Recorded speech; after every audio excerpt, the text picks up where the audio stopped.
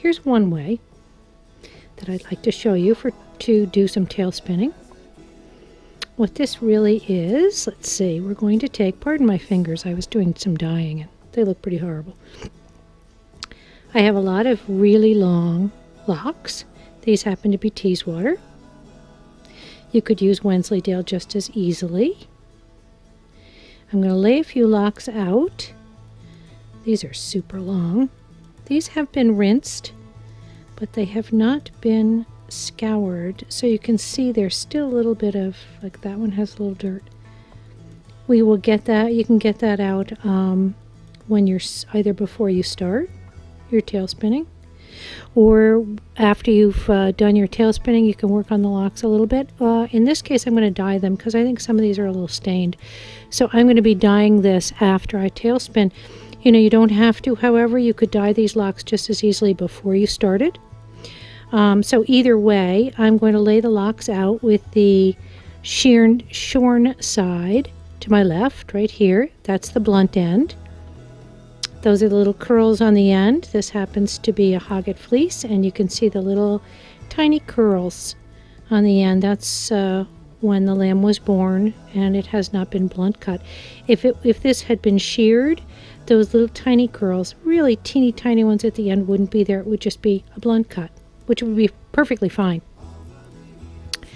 So we are going to do a coreless tailspin. So this is not for the faint of heart. I'm going to break off some roving,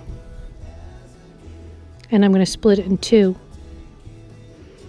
And I'm going to start, as you can see I've already started this this yarn. Just flipping those over.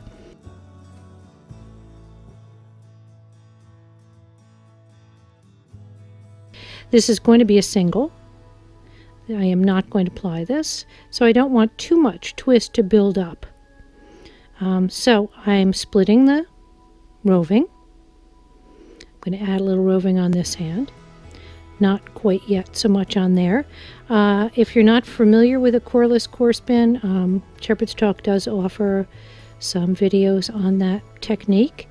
This is not something that you probably want to learn your coreless corespin on these long locks. You might want to practice your coreless corespin first and then get into this particular way of tail spinning. So what I'm going to do, take the other section of my, boy, I've got a lot of stuff on my lap here. Just for the purposes of showing you, I've split my roving in two, and I have a fairly short piece of roving. Once you get the hang of this, you can do it any way you want to, and you won't have to actually split this. But what I'm doing here is I'm adding my roving here. Okay, there's my tail locked in. I'm going to take a long tail, a long lock. I'm going to take a long lock.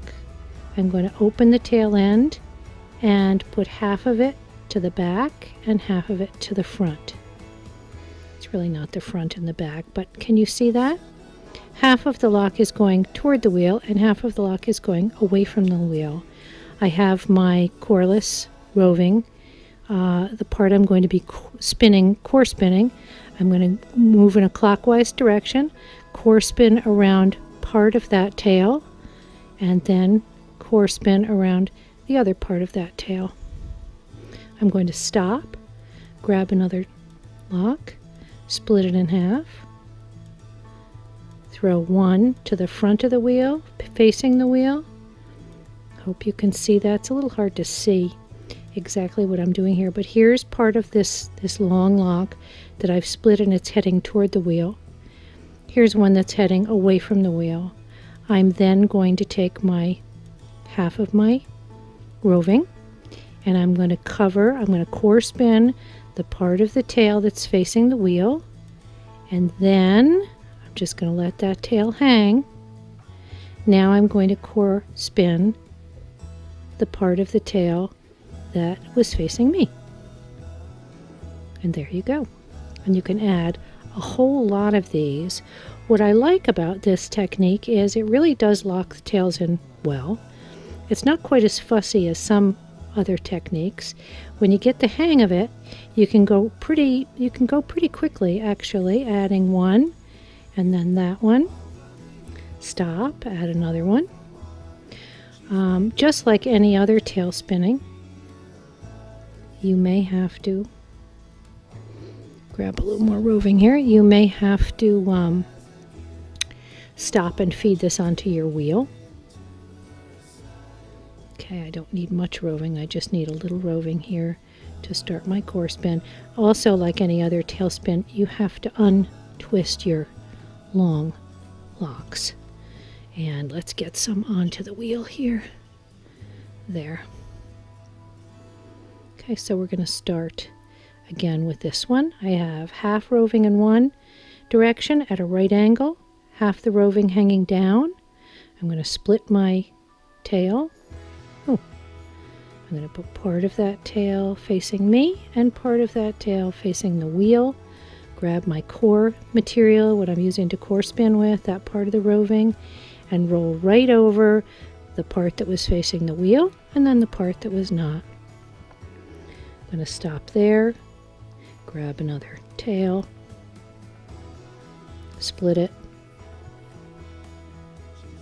put some of it facing me, some of it facing the wheel, grab my core, what I'm using for core spinning, allow that to lock one side of it, and then allow it to lock the other side. Now what I like about this is if you get too tight, if you've spun too much at a time, you can stop and let the twist out because you haven't got a whole lot of roving here.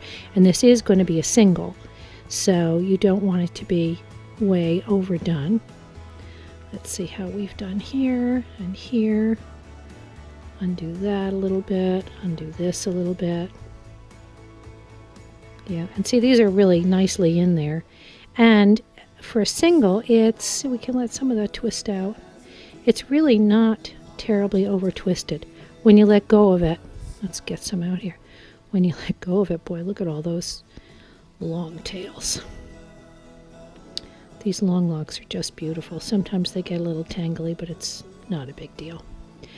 You can see it's not twisting back on itself. Take out a little more so I can show you that a little bit better. Of course, every time you take it out of the orifice, you have to kind of organize the locks again. But can you see it's really not terribly over twisted?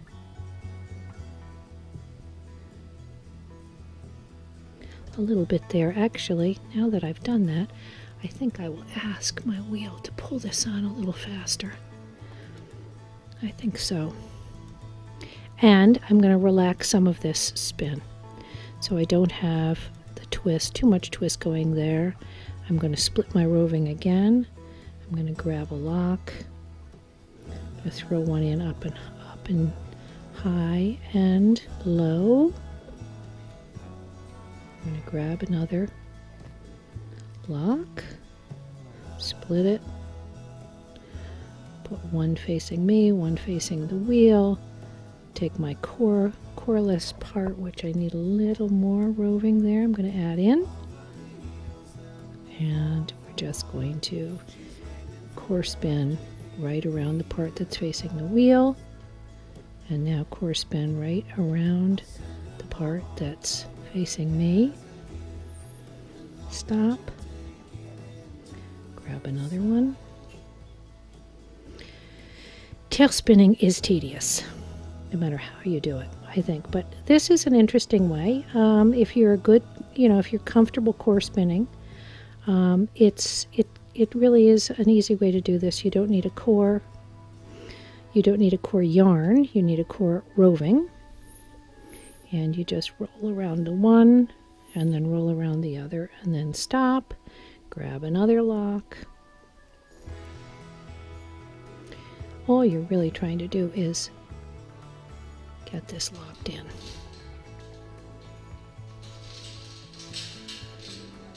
Uh-oh.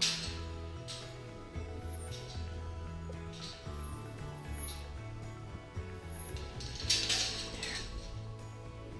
That's in there. I find core spinning is easier too, not to put too much over twist in. You don't need a whole lot of twist to keep this locked in. You just simply need this bit of roving to wrap on the one and wrap on the other end of this. And you're good.